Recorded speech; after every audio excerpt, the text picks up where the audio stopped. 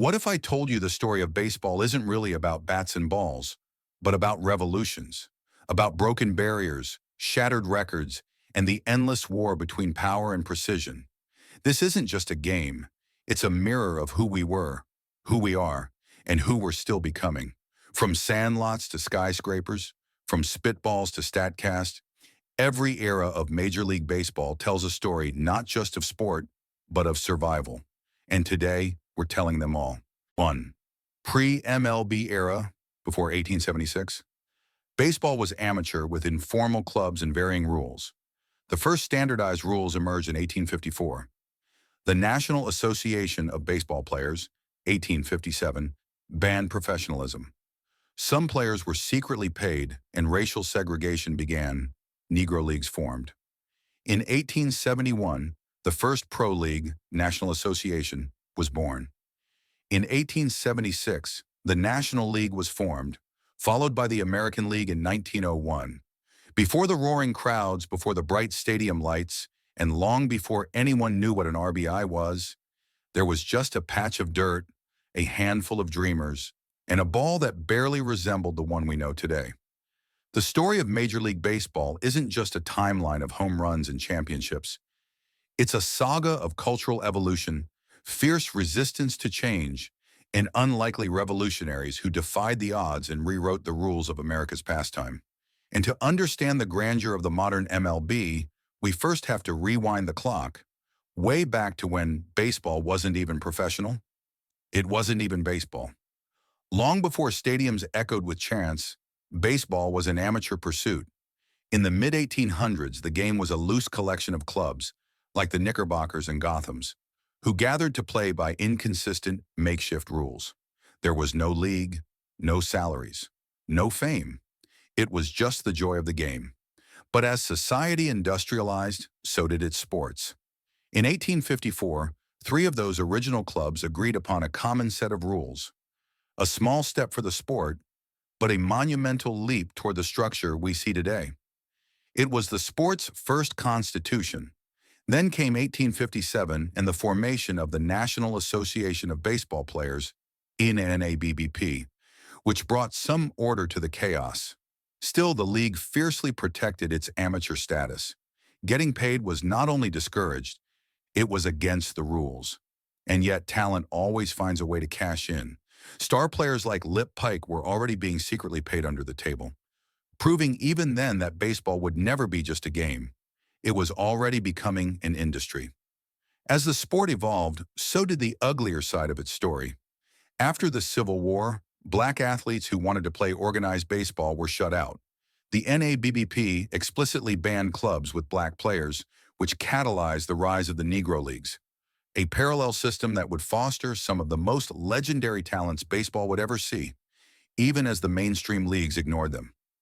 Then came 1871. That's when the NABBP was replaced by the National Association of Professional Baseball Players, the first real professional league. At last, players could be paid openly, but the structure was weak, and by 1876, the cracks gave way to something more durable. The National League, formed by 6 teams from the National Association and 2 independents. This wasn't just a new league. It was the dawn of modern professional baseball. But it wasn't complete. The National League had the spotlight, but not the full stage. It wasn't until 1901, with the creation of the American League, spearheaded by Ban Johnson in Milwaukee, that baseball truly became a dual-league powerhouse. Teams like the early Baltimore Orioles, no relation to the current franchise, the Chicago White Stockings, future White Sox, and the Detroit Tigers laid the groundwork for today's iconic franchises. These early days were marked by more than just the formation of teams. They were defined by trial and error, cultural tension, and a game that was still learning what it wanted to be. Every era since has built on that foundation, but those raw beginnings gave the sport its soul, a blend of grit, improvisation, and ambition that still echoes through every pitch and swing. 2. Dead ball era, circa 1900 to 1919. Baseballs were soft, reused, and hard to hit far. Strategy focused on bunting, stealing, and walks. Pitchers could legally alter balls, scuffing, spitballs, Few home runs, very low scoring. Stars, Ty Cobb, Cy Young, Honus Wagner. Picture a game where a single run could decide the entire match, where the roar of the crowd came not from a towering home run, but from a perfectly placed bunt or a stolen base in the final inning. That was the dead ball era, a period that tested not only the physical skill of players, but their mental sharpness, cunning, and creativity. From roughly 1900 to 1919, baseball wasn't just low scoring, it was a chess match played on dirt. The term dead ball isn't a metaphor. The actual balls used during this era were softer, overused to the point of fraying, and nearly impossible to drive far.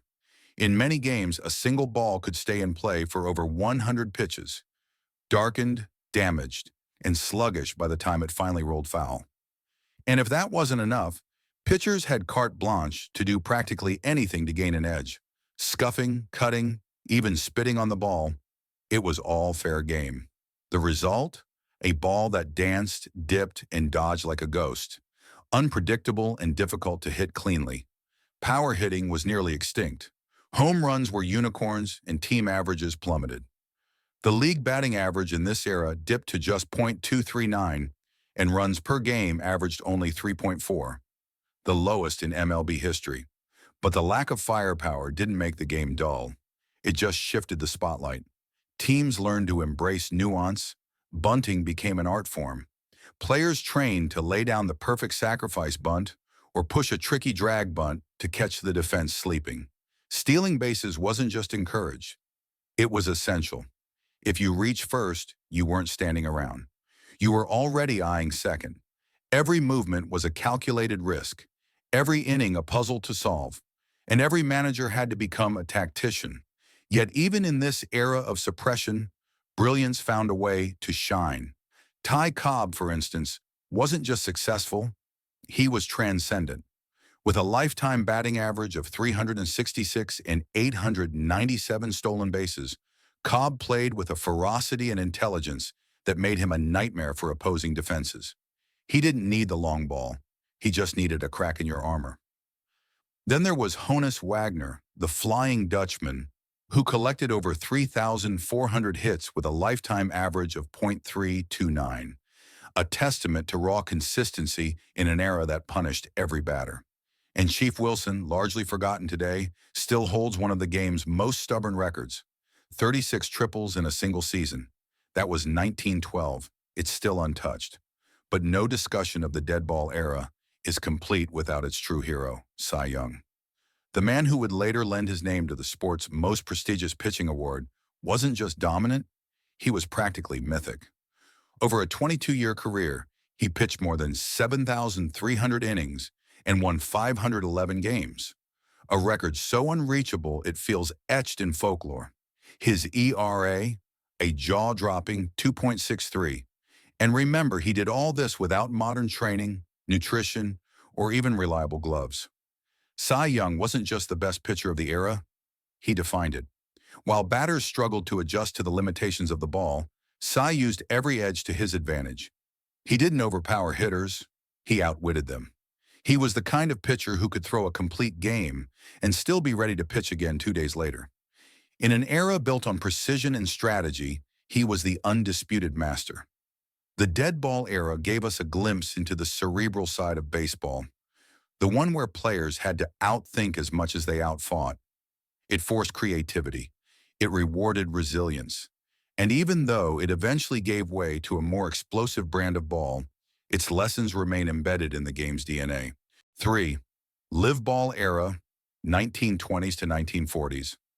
Rules banned ball manipulation. Balls replaced more frequently. Scoring increased dramatically.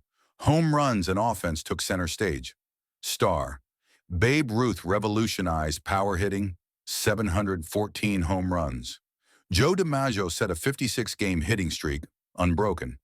It only takes one rule change to alter the course of history. One shift in how the game is played to turn strategy into spectacle and stars into legends. The live ball era, starting around 1920, did exactly that. It exploded onto the scene like a fastball down the middle, rewriting not just baseball's rules, but its entire personality. And at the center of this explosion was one man who would change baseball forever: Babe Ruth. By 1920, the rules were updated to prohibit pitchers from altering the ball. No more scuffing, cutting, or spitballs. And another new rule required that baseballs be replaced at the first sign of wear. No more mushy, darkened orbs. Now the balls were bright, firm, and consistent. The result? Contact made the ball fly. And fans, for the first time, started to see what the game could really be. Scoring surged, batting averages climbed, and most importantly, the home run became not just possible, it became the crown jewel of the sport. Then came Babe Ruth. He wasn't new to baseball. He had played with the Boston Red Sox during the final years of the dead ball era, mostly as a pitcher. But when he joined the New York Yankees in 1920, everything changed. That year, he hit 54 home runs, more than some entire teams. His closest competitor? George Sisler with 19. It wasn't just dominance, it was a revolution. Ruth didn't play small ball. He didn't bunt. He didn't slap singles. He swung from the heels and sent balls into the stratosphere. Fans had never seen anything like it. With every towering blast over the outfield wall, Ruth wasn't just hitting home runs. He was selling tickets, headlines, and a new vision for the game. He made the Yankees a dynasty. He made power a strategy. He made baseball larger than life. His career numbers: 714 home runs, a .689 slugging percentage, a 60 home run season, became myths that shaped generations of hitters. And Ruth wasn't alone in this golden era of offense. Joe DiMaggio arrived in the 1930s and, in 1941, did something even Ruth never managed: a 56-game hitting streak. It's a record that still stands and most likely always will. DiMaggio played with poise, grace, and unrelenting discipline. Where Ruth was loud and flamboyant, DiMaggio was quiet precision. Together, they bookended an era where offense reigned and legends were born. The live ball era wasn't just about higher numbers. It was about transformation. Baseball became America's game, broadcast on radios, printed on front pages, and immortalized in songs and movies. Ballparks swelled with fans. Kids copied Ruth's swing in sandlots, and teams began building entire rosters around the long ball. The once small game, grounded in bunts and steals, now reached for the sky, literally. The shift from strategic maneuvering to offensive spectacle made baseball feel more alive, more unpredictable, and infinitely more entertaining. But underneath the noise, the live ball era revealed something deeper, a truth that still defines the sport today. When the rules change, the game adapts. And when the game adapts, heroes emerge. 4. Integration Era, 1947 to 1950s. Jackie Robinson broke the color barrier in 1947, opened doors for Black and Latin American players. Major League Baseball began evolving into a global, multicultural sport. Baseball has always been a reflection of America, its struggles, its triumphs, and its contradictions. And in the 1940s, the game faced a reckoning. While it had become the national pastime, it was still missing the nation's full story. For decades, Black athletes had been denied access to Major League Baseball, forced instead to play in the Negro Leagues, a parallel world of brilliance hidden from the mainstream. But that was about to change. The integration era wasn't just a chapter in baseball history, it was a revolution in courage. For years, there were whispers of change. Stars like Josh Gibson, often referred to as the Black Babe Ruth, were drawing attention with mammoth home runs and unmatched talent.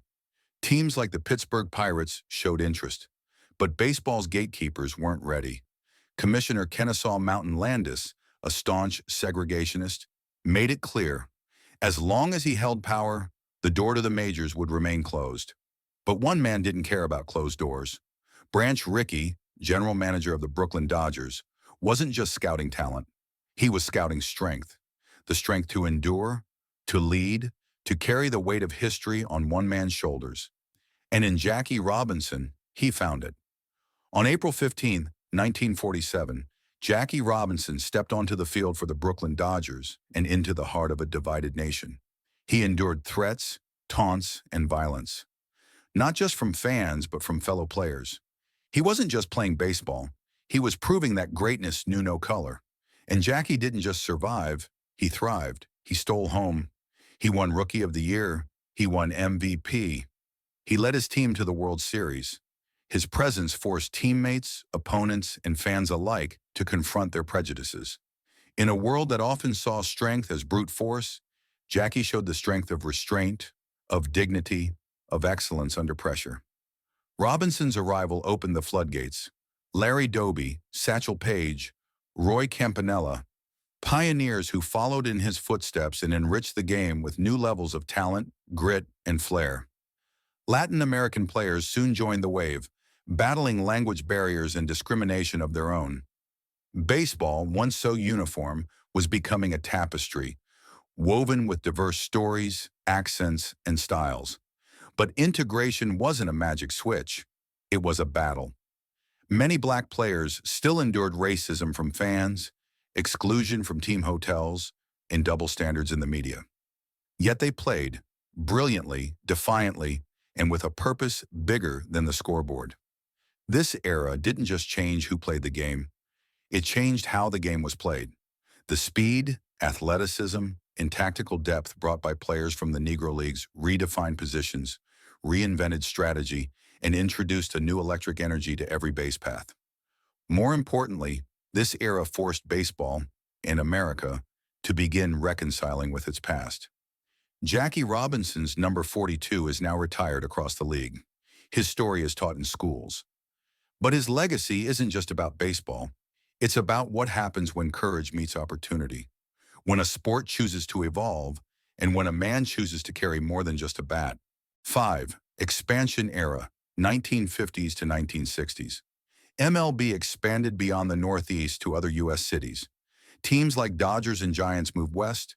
New franchises formed, e.g. Mets, Astros, Padres, Royals. Baseball had conquered hearts.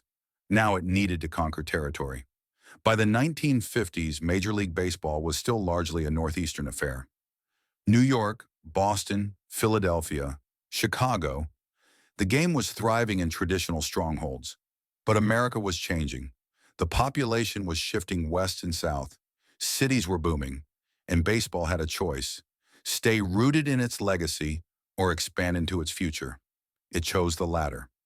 The expansion era, beginning in earnest in the 1950s and gaining momentum through the 60s, marked a new age of ambition. It wasn't just about creating new teams.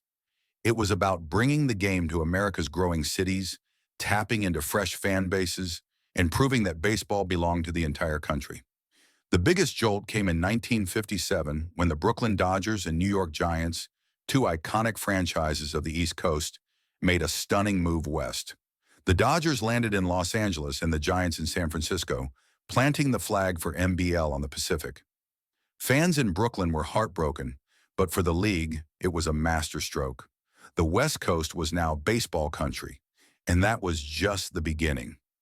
In 1961, the American League expanded, adding the Los Angeles Angels and a new version of the Washington Senators, after the original moved to Minnesota and became the Twins.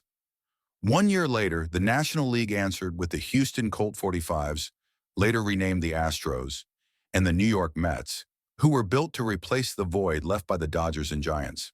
The Mets struggled early, famously losing 120 games in their first season, but they captured the hearts of fans with their resilience and charm. Then came 1969, a year that reshaped the structure of the league. Both the AL and NL expanded again, creating divisions and a playoff system for the first time. The American League added the Kansas City Royals and the Seattle Pilots, who would soon move and become the Milwaukee Brewers. The National League welcomed the San Diego Padres and the Montreal Expos, who became MLB's first team based outside the U.S. Suddenly, baseball wasn't just growing, it was evolving. The postseason became more dramatic. The World Series was no longer the only stage for high-stakes games. The map of Major League Baseball was transforming, and with it, the culture of the sport. This rapid expansion did more than spread the game geographically. It diversified the fan experience. Each new city brought its own energy, traditions, and sense of identity. Kansas City's loyal Midwest grit, Montreal's French-Canadian flair, San Diego's laid-back sun-soaked style. Baseball became a canvas for regional flavor, but expansion came with growing pains. Talent pools were stretched, roster depth was tested. Some new franchises floundered for years. Still, the momentum was unstoppable. The idea that baseball was only for a few elite cities was shattered. Now it was a truly national sport, touching every corner of the country and beyond. This was also the era when baseball began its shift from nostalgia to spectacle. Larger ballparks, more media coverage, and the first seeds of global ambition. The game wasn't just growing, it was maturing. And that maturity would soon give way to a new focus on power. Not just in swings, but on the mound. Because just as the game spread out, something else was rising.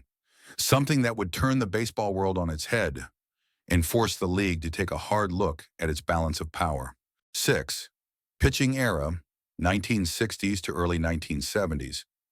Strike zone expanded in 1963, favoring pitchers. Pitching dominance peaked, e.g., Bob Gibson's 1.12 ERA in 1968. Concern over low offense led to rule changes. Lower mound, 1969. Designated hitter, 1973. For all of baseball's obsession with offense, the thrill of a towering home run, the crack of the bat echoing through a packed stadium. There was a time when the real kings of the game didn't step into the batter's box. They stood tall on the mound, dominant, icy, unshakable. The pitching era, roughly spanning the early to late 1960s, was the moment when baseball tilted back toward precision, power, and control. And it all started with one subtle but game-changing decision: how big the strike zone should be.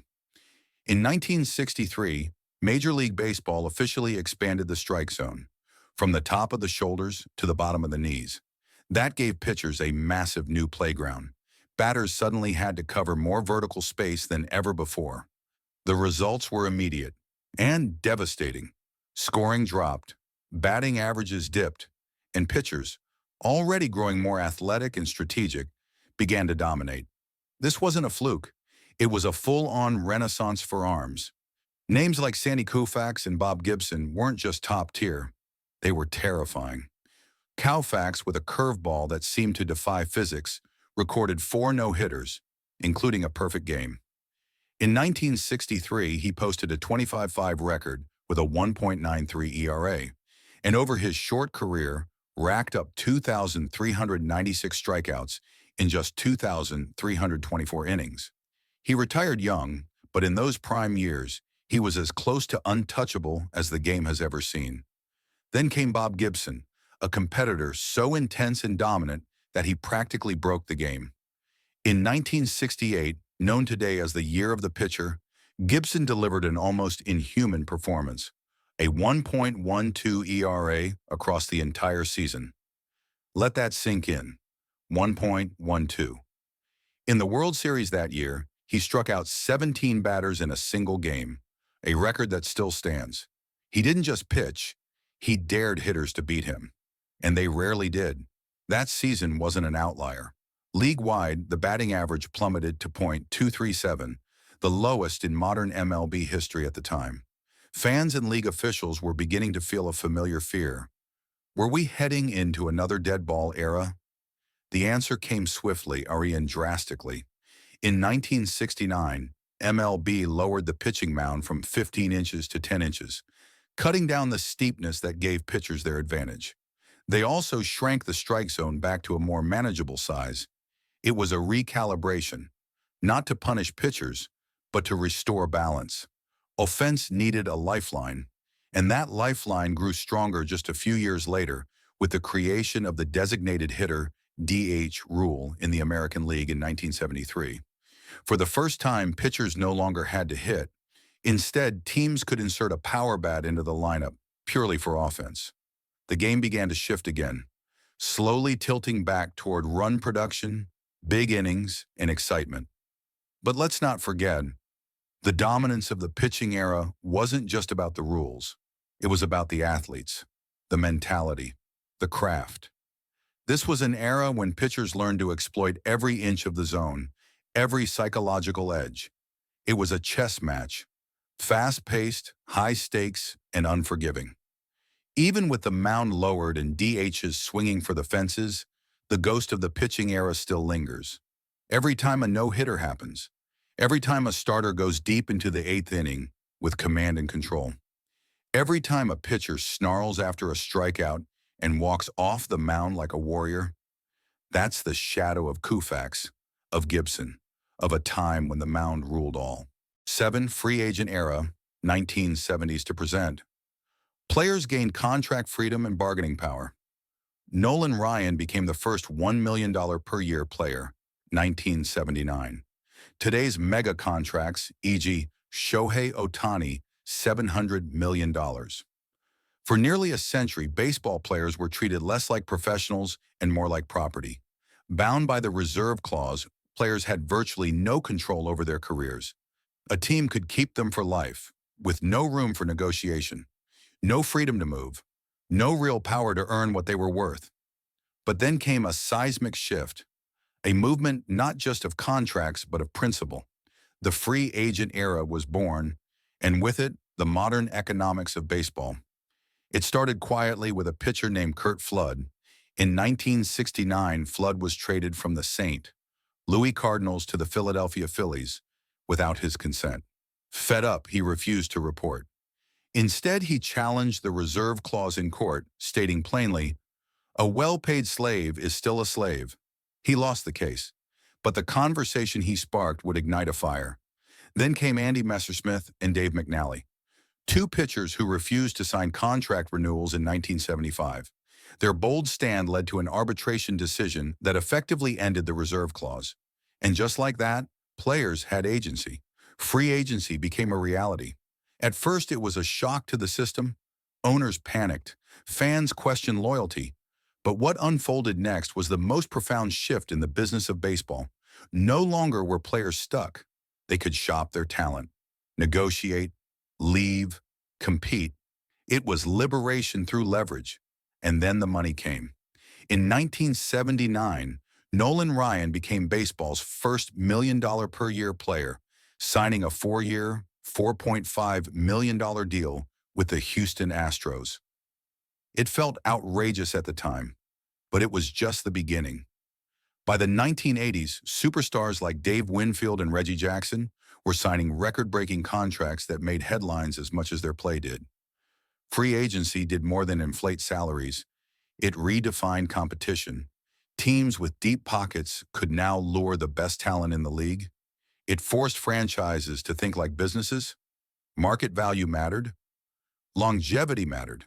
And for players, it meant careers were no longer dictated solely by performance, but also by timing, health, and reputation.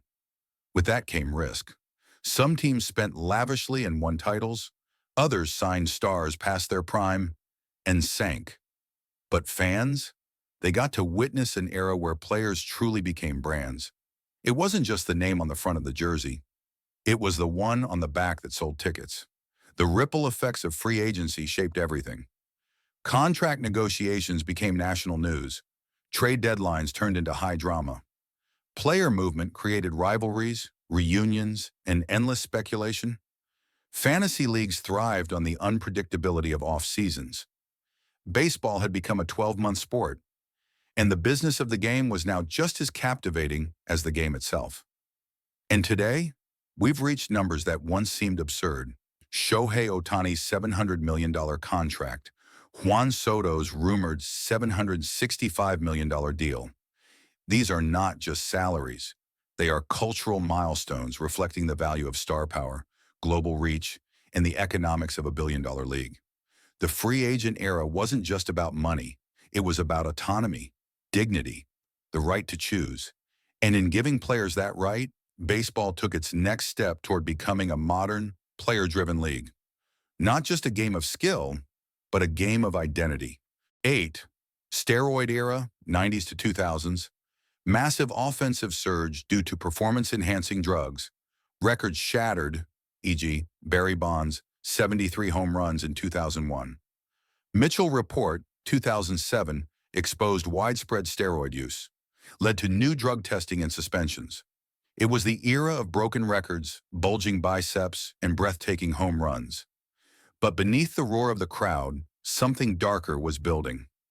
The steroid era, spanning the late 1980s through the early 2000s, was one of the most electrifying and muddying and controversial periods in baseball history. It revived the sport, it shattered long-standing marks, and it left behind a complicated legacy that baseball still wrestles with today. On the surface, the game had never been more exciting. Balls flew off bats like missiles. Home run counts skyrocketed, attendance soared, and the nation fell in love again with a sport that had been bruised by strikes, slow pacing, and dwindling TV ratings. In 1998, Mark McGwire and Sammy Sosa gave us the most thrilling home run race of all time. Every night, fans were glued to the TV, watching two men chase history: Roger Maris's 61 home run record from 1961. McGwire finished with 70, Sosa with 66. The game felt alive again, but that life came with a secret. Behind the scenes, whispers of performance-enhancing drugs, PEDs, grew louder. Bodies were changing, recovery times were shortening. Sluggers in their late 30s were suddenly posting the best numbers of their careers. And by the early 2000s, the face of the era, for better or worse, would become Barry Bonds. Bonds was already a Hall of Fame caliber player before the steroid cloud. But in the early 2000s, he evolved, or mutated, into something the game had never seen. In 2001, at the age of 37, he hit 73 home runs, breaking McGwire's 3-year-old record. His on-base percentage, slugging percentage, and WAR all reached levels so absurd it felt like a video game. He was the most feared hitter in the sport. Pitchers simply stopped pitching to him. And yet, for all the amazement, questions loomed. By 2004, Major League Baseball had no choice but to act. The league implemented its first round of random drug testing. In 2005, 11 players were suspended for PED use. Then came the Mitchell Report in 2007, a 409-page bombshell detailing widespread steroid usage across MLB. 89 players were named, household names, MVPs, Cy Young winners. Some denied, some confessed. Others remained silent, hoping time would heal reputations. Among them, Barry Bonds, Roger Clemens, Alex Rodriguez, Mark McGwire, Sammy Sosa, the very stars that had driven baseball's popularity through the roof. Fans felt betrayed, records felt tainted, and yet the spectacle couldn't be erased. Because here's the truth, the steroid era wasn't just about chemistry, it was about desperation. To win, to stay relevant, to meet impossible expectations in an increasingly commercialized league. It exposed baseball's soft underbelly, its lack of regulation, its culture of silence, and its obsession with the next big thing. And still, despite the controversy, the era produced undeniable magic. McGwire and Sosa united a country in the summer of '98. Bonds delivered jaw-dropping plate appearances that felt like Shakespearean theater. Fans showed up in droves. Broadcasters found their rhythm again. For better or worse, it worked. Today, the debate continues. Should steroid-era players be in the Hall of Fame? Can greatness exist alongside guilt? Was it cheating or just evolution? The answers aren't simple, because the steroid era wasn't just about home runs. It was about the human cost of hero worship and how far we're willing to let our idols go before we look away. 9. Analytics era, 2000s to 2010s. Data-driven strategies, Moneyball, replaced traditional scouting. Rise of velocity-focused pitching and launch angle hitting. Defensive shifts reduced batting averages. StatCast and analytics reshaped player development and gameplay. It wasn't a bat that changed baseball. It was a spreadsheet. As the dust of the steroid era settled and questions about integrity loomed, the game quietly began a new transformation. Not with scandal, but with science. The analytics era, also known as the Moneyball era, rewrote baseball not by breaking rules, but by questioning everything we thought we knew about the game. It didn't just change how players were evaluated, it changed how the entire sport was played. The seeds were planted in Oakland, California. The Oakland Athletics, a small market team with a tiny payroll, were desperate to compete. Their general manager, Billy Beane, faced a dilemma. How do you build a winning team without superstar money? The answer came from math. With the help of data analysts and economists, Beane and his team began ignoring traditional scouting instincts, the eye test, the intangibles, and focused instead on metrics: walk rate, on-base percentage, wins above replacement. It didn't matter if a player looked awkward or ran slowly. If he got on base, he had value. Period. The 2002 A's won 20 games in a row, a record at the time. They didn't win the World Series, but they proved something seismic. Data could beat dollars. The story was so revolutionary, it became a best-selling book, and then a film. But while Hollywood made it famous, the league made it standard. By 2007, nearly every MLB team had invested in analytics departments. The smartest minds weren't just in dugouts anymore. They were in front offices, running regressions and optimizing rosters like hedge funds. And it didn't stop with player evaluation. Analytics changed strategy. Pitchers stopped going deep into games. Why? Because stats showed most starters struggle the third time through a lineup. Instead, bullpens became specialized. One-inning flamethrowers replaced crafty veterans. Metrics like spin rate and vertical movement replaced pitch count and feel. Then came StatCast, launched in 2015, a data tracking system that could measure everything: exit velocity, launch angle, sprint speed, catch probability. Suddenly, everything that was once anecdotal became measurable. Data wasn't just influencing decisions, it was dictating them. Hitters adapted too. Coaches began training players to optimize their launch angle, the ideal trajectory to hit home runs more consistently. Guys like Mike Trout, Jose Bautista, and Joey Votto reaped the benefits. Power surged again, but in a different way. Not chemically enhanced, mathematically engineered. But like every revolution, this one came with trade-offs. As pitchers threw harder and hitters swung bigger, balls in play decreased, strikeouts soared, walks increased, and infielders, guided by data, began shifting into bizarre positions. Three players stacked on one side of the diamond, daring hitters to hit into gaps that no longer existed. It was smart. It was efficient. It was often boring.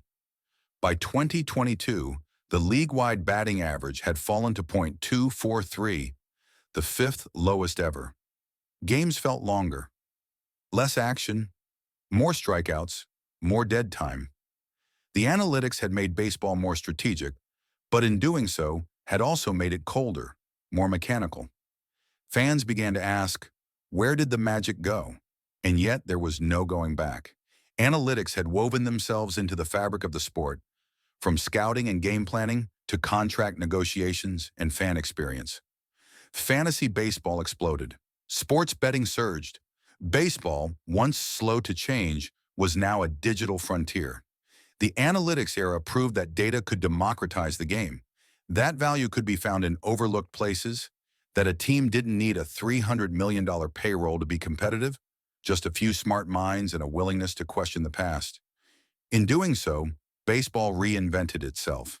Not as a game of gut feelings, but as a game of margins. Every pitch a probability, every swing a formula, every decision a calculated risk. 10 Modern Era 2020s to present. Global talent defines the game. Ohtani, Acuna Jr., Soto. New rules 2023. Pitch timer shift ban. Bigger bases aim to speed up games and boost offense. The game is more international, engaging, and evolving. Baseball has always evolved, but in the modern era, it's not just adapting, it's racing. Against attention spans, against digital noise, against the memory of its own golden days. This is the modern era, a time defined by two forces pulling in opposite directions: the globalization of talent and the desperate urgency to make the game faster, louder, and more engaging. And somehow, between those forces, baseball is forging a new identity. At the heart of this transformation is a name already etched in global sports history: Shohei Ohtani. Pitcher, slugger, unicorn.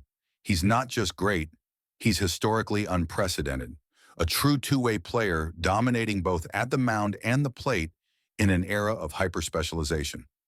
In 2023, Ohtani became the first player to record 50 home runs and 50 stolen bases in a single season, a feat that defies every model, every scouting report, every expectation.